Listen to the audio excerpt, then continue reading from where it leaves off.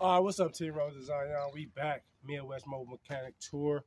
Another day, another dollar. Today we're gonna be working on a 1999 GMC Yukon Denali. Gonna be doing some front end suspension work, changing out the upper and lower ball joints, as well as both CV axles on a four-wheel drive.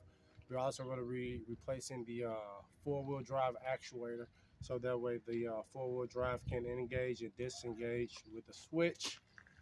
After that, we got some more work to be doing on the Yukon Denali, but that's going to be on the next video. So I'm going to go ahead and we're going to get started with the repair. So stay tuned. Road to Zion. Many hands make light work. Make sure y'all go ahead and like, subscribe to the YouTube channel.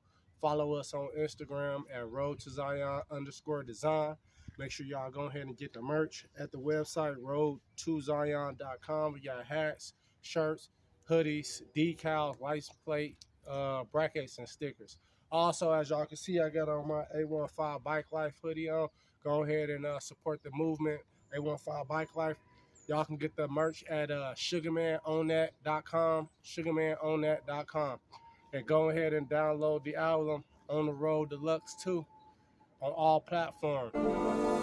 Zion, road design, Zion, road design.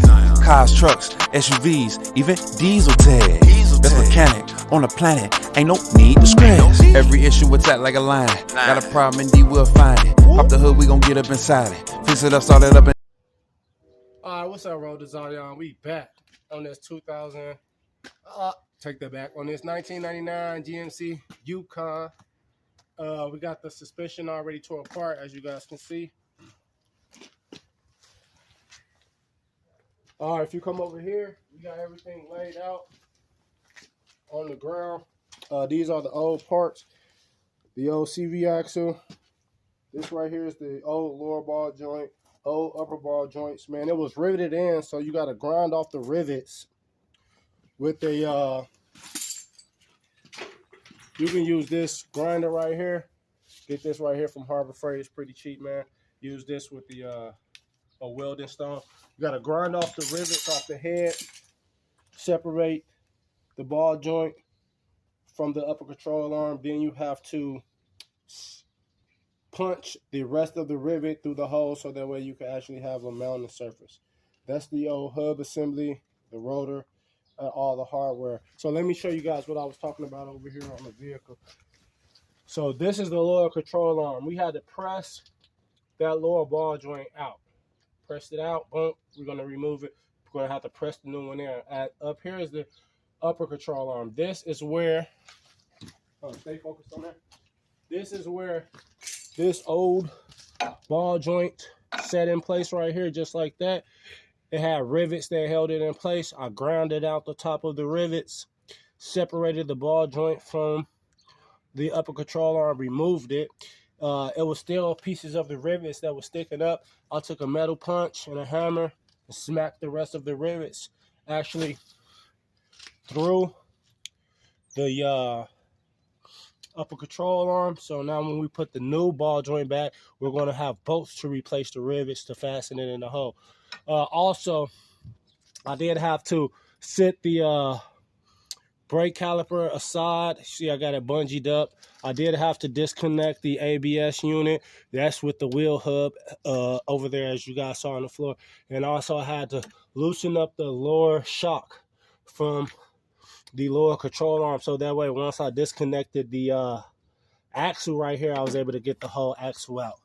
The tools that you guys are going to need to do the job are right here. I use the Milwaukee 1/2-inch impact, battery impact, a snap-on 3/8 cordless ratchet, a 24 millimeter box wrench, an 18 millimeter box wrench, a 21 millimeter box wrench, and a 1 1/16 box wrench. I also had to use a T50 to get the caliper bracket bolts off with a 3/8 snap-on ratchet, 2 extensions, a pair of pliers. You're going to need a breaker bar. I got the 18 millimeter 1/2-inch swivel. I have the 15 millimeter 1/2-inch swivel. These right here you use for the bolts for the CV axle. This you use for the bolts for the shock. This right here is a 36 millimeter half-inch axle nut socket. And then right here is a 19 millimeter for the lug nuts. You're going to need pliers to pull out the cotter pins and a nice hammer. You also are going to need some PB Blaster or some WD-40 or some kind of rust penetrant. And like I was saying, here you can see the ABS unit with the hub assembly, still with the knuckle and the backing plate on as well. So yeah, Roach Zion, that right there is how you disassemble the front suspension on the 2000. I mean, why I keep saying 2000? A 1999. You could do it from 1997 all the way up into 2002. GMC, Chevrolet, Suburban, Yukon, Denali, even on the Silverado 1500. You can do the same thing, the same way. And this is just disconnecting the upper and lower ball joints. We're going to take them off, replace them the CV axle shaft. And that's pretty much how we do it to remove it. We're going to go ahead and head to the parts store right now and get the new parts because they said they got them in right now. They just hit me up, said they got them in there. Going to go pick those up. We're going to install the new parts, take y'all through the procedure of what it took us to get the new parts in. Then we're going to pretty much use the same tools. Only thing we're going to use different is new cotter pins, and I'm going to be getting some bearing grease to grease up the new ball joints when we put them in, because they do have grease fittings on them. And that's what we got going on so far, man, out here on the Midwest Mobile Mechanic Tour. Stay tuned for the put together, and then we'll show y'all everything when we got it back together and it's done, man. Hey, many hands make light work. Hey, let's get it, Road to Zion. What's up, Team Road to Zion? We are back. Just got the parts. These are the parts for this side. That one right there is the lower ball joint. It's the axle. Got the new upper ball joint as well. I'm gonna get ready to go ahead, guys, and press this lower ball joint in, put that axle in, put this upper ball joint in. I'll be giving you guys footage along the way. With this lower ball joint, you're gonna have to use a ball joint press tool to be able to get the lower ball joint pressed into that lower control arm right there. I'm gonna throw a little WD-40 and a little bit of bearing grease around it to make it a little bit easier as I go in. Stay tuned, Road Design. Many hands make light work.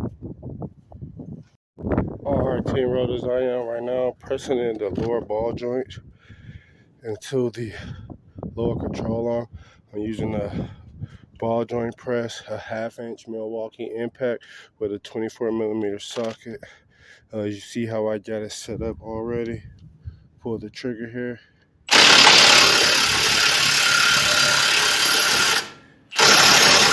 You can see the ball joint is starting. You guys can see the ball joint is starting to set in place. I have to replace this top cup to give it enough room to come up through the top some more. Hold on, Road Design. Alright, Team Road Design, we back. As you can see, I have the lower ball joint pressed in, getting ready to put the rubber boot over it. I have the new axle installed, and I also have the new upper ball joint installed. As you can see, it has bolts holding it in with lock washer and a nut as well. Put thread lock on them. See the new axle installed, guys, and the new lower ball joint. I have to put the grease fitting on the lower ball joint and the upper ball joint. Once I do that, I'm going to attach the steering hub and the knuckle. I already tightened up the shock that I took it loose. So got this side complete. Got to put the hub on, put the knuckle on. Once I put the knuckle and the hub on, and I'll put the rotor back on, put the brake caliper back on, and then that side will be complete. Head to the other side. Many hands make light work, Road to Zion. Oh, Road to Zion, so we back. I just wanted to point out something to you guys. And make sure that you don't forget to install the rubber boot on that lower ball joint after you press it in. Make sure you put the retainer, the locking rings around the boot so that way it stays in place. And make sure you add the grease fitting to the lower ball joint as well as the upper ball joint. Getting ready to put the knuckle on and the hub assembly. Once I get that back on, you guys, I'll let you see this suspension wrapped up. All right, road design. So I got the hub assembly installed on there now. Got the cotter pins going through all of the nuts where the ball joints and the tie rod ends are at. Getting ready to put the rotor on, connect the brakes again, put the wheel on, finish with this side, finish on the other side. And that's how you install the upper and lower ball joints on a 1999 GMC Yukon, replacing the upper and lower ball joints, the CV axle. The upper ball joint was riveted in. You had to grind out the rivets and bolt it back in. The lower ball joint was a press out and a press in. Hey, Road to Zion, stay tuned, man, for more work coming to the channel. Make sure y'all comment, like, subscribe. Let me know what you guys want to see coming to the channel as far as the content and the projects, man. Many hands make light work.